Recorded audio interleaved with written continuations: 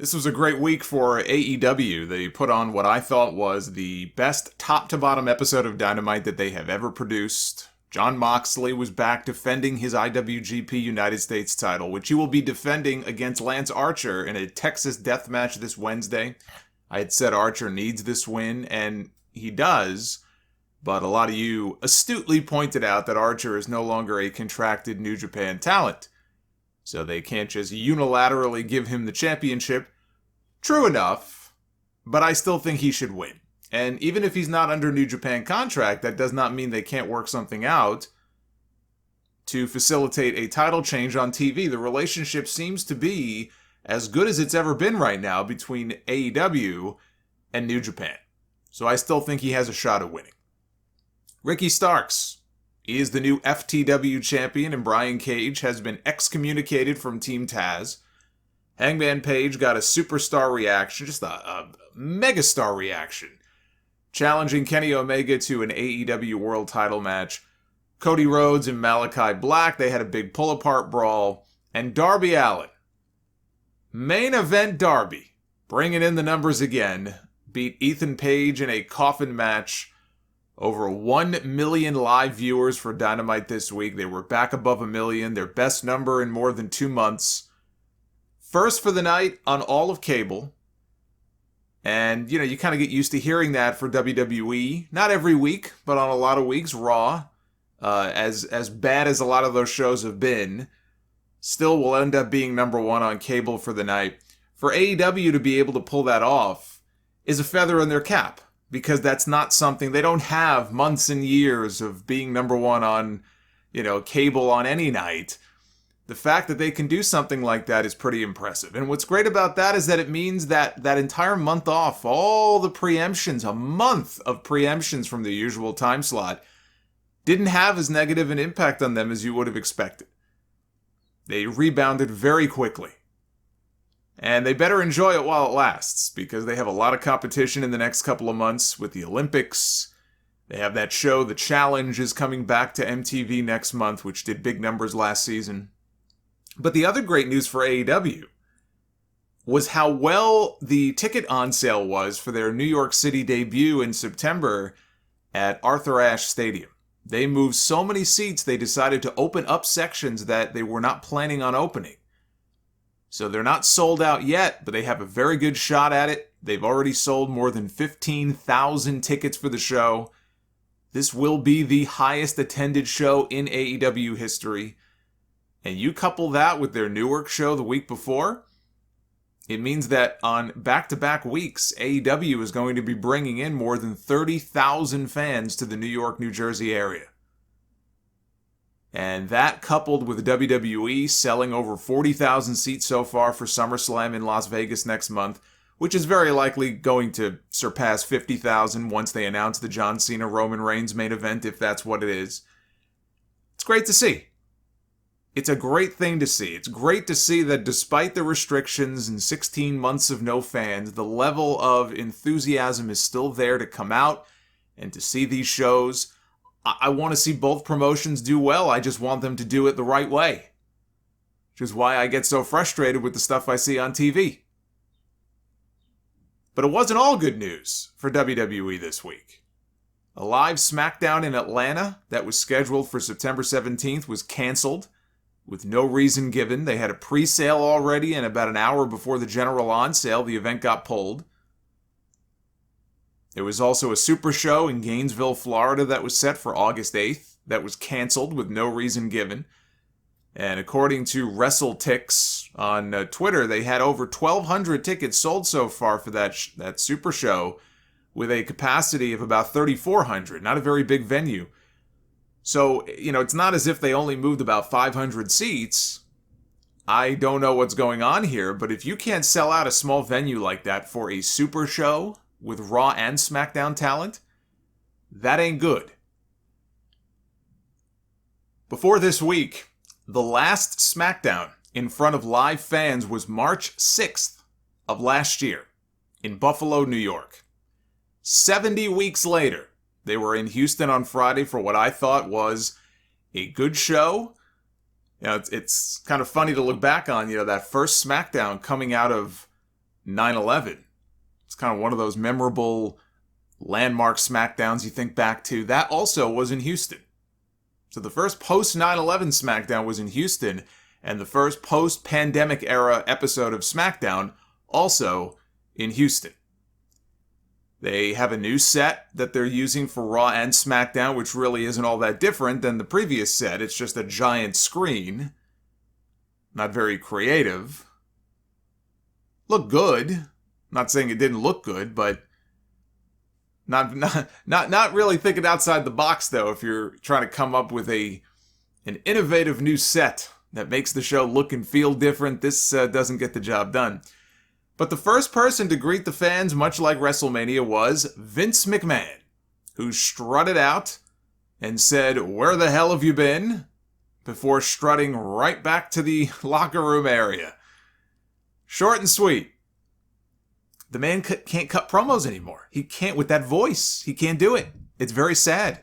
So the less he speaks, the better. But Edge got a monster reaction when he came out for the opening six-man tag. I'm going to get into some of the match results when I do my Money in the Bank preview here in a second. But a huge reaction for Edge when he came out. Finn Balor, back on the main roster. He interrupted a Sami Zayn promo. He delivered the double stomp off the top rope. I am really hoping we get NXT Balor and not smiling babyface Balor, but he's out of Triple H's hands now. He is back in the clutches of Vince McMahon, who likes his smiley baby faces. So I think we all know how this is going to go. Raw and SmackDown badly need new faces, though. So I don't hate the move. I just hate what I fear the changes might be to his character on TV. I don't hate the move itself. Balor did all he could do in NXT.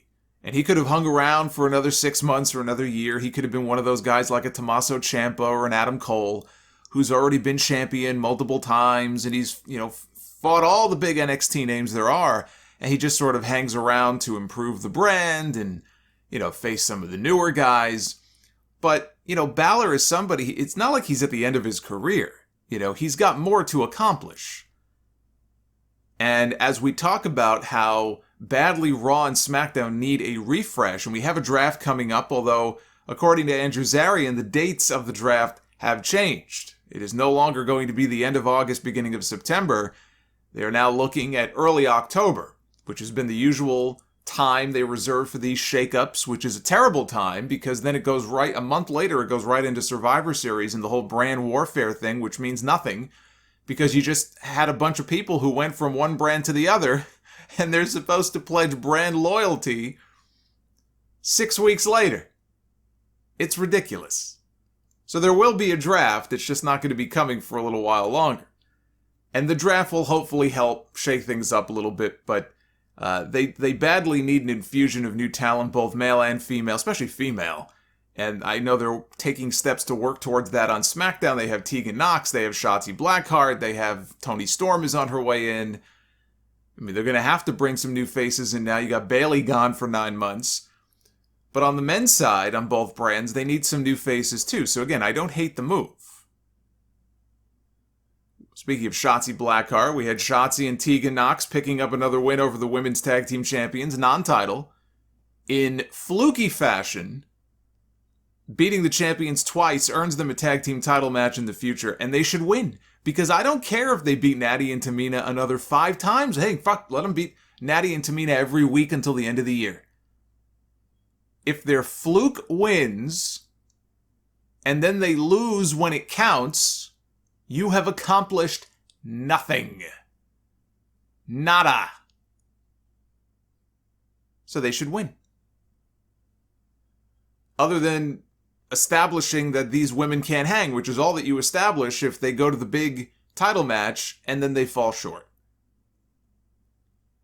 Bianca Belair, she retained her SmackDown Women's title over Carmella. They had a good match. Neither woman is on the show at the pay-per-view because Bianca lost her match with Bayley when Bayley went down with the ACL tear.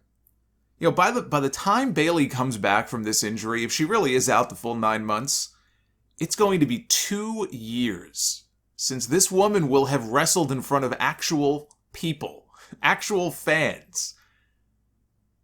She didn't have a match at WrestleMania this year. So you can't count that. That's pretty nuts. And they ended with a fatal four-way involving the 4 SmackDown participants in the men's Money in the Bank match. I'll talk more about that in a second. One last thing on SmackDown. The crowd was hot for most of the show. There were some matches in between where they were just kind of like not really into it that much. But I don't want this to come off as me saying that the crowd was not hot, was not, into what they were seeing, especially when the show went on the air. All right, these people were amped up. They were excited to see Roman Reigns. They were excited to see Edge and Rey Mysterio and all the stars. But as I predicted, they are still piping in crowd noise. I told you that they have their new play toy. This is not something they're going to willingly give up. It was very noticeable during some of the matches, especially the women's title match. You hear all that noise, and then you look out into the crowd, and they're just sitting there. I sometimes find myself, when I go back now and I watch these old episodes of Superstars and Wrestling Challenge, because I didn't really notice it as much when I was younger. But I go back now and I watch on Peacock. They have episodes of Superstars up from 92 and 93, 94. And it's really noticeable. Like when you look for it, when you're aware of it, that they will sweeten the crowd noise. But you look out into the crowd and these poor people have probably been sitting there at a marathon taping for about 3.5 hours at that point, watching nothing but fucking, Repo Man squash matches and stuff like that. The Berserker coming out and beating people, 2 different matches in the same taping. They're just sitting there, but the crowd sounds awfully animated.